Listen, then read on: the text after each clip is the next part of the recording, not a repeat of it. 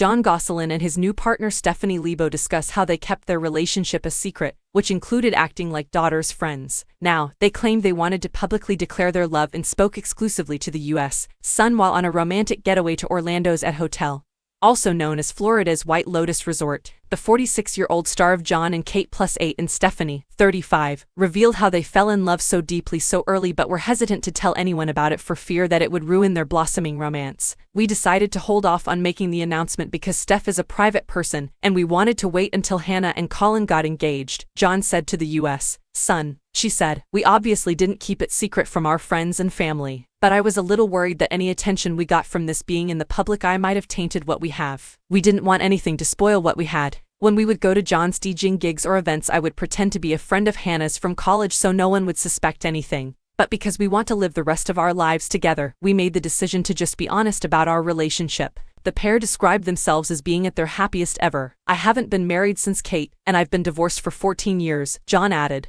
"However, I've finally discovered the one I want to live out my days with. I've finally discovered the person I want to live my life with." Gosselin, Jon. "Kate is aware of us." Hannah told her the truth. However, she was polite about it and kept quiet because, well, what could she say? "In the past, I could have abandoned relationships so many times and I should have.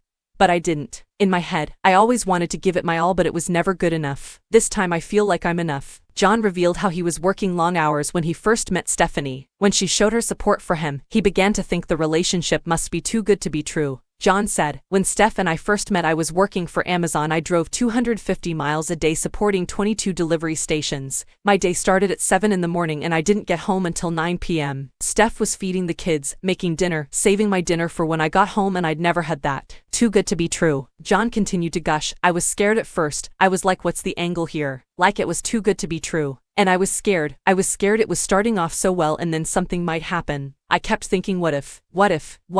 I was scared of putting the effort into another relationship and maybe I wouldn't get it back. But Steph had the same fears, so we kind of worked through them together. We have been through similar experiences, so it just works." Tell all duck. The trip comes after Jon appeared on a Vice documentary in which his two kids Colin and Hannah accused Kate of abusive behavior. After their parents' divorce in December 2009, Colin and Hannah went to live with their father Jon in Pennsylvania, while their other siblings stayed with their mother, Kate, in North Carolina. Before the children turned 18, Kate had primary physical custody over Lee, Alexis, Joel, and Auden, while Jon had custody over Hannah and Colin. Colin, 19, said that while he was under Kate's custody, she never visited him in the mental health facility she dropped him off at when he was 12, and claimed neither his mother nor siblings visited him after a near-fatal car crash in 2022. He also accused Kate of taking out her anger and frustration on him following her divorce from Jon.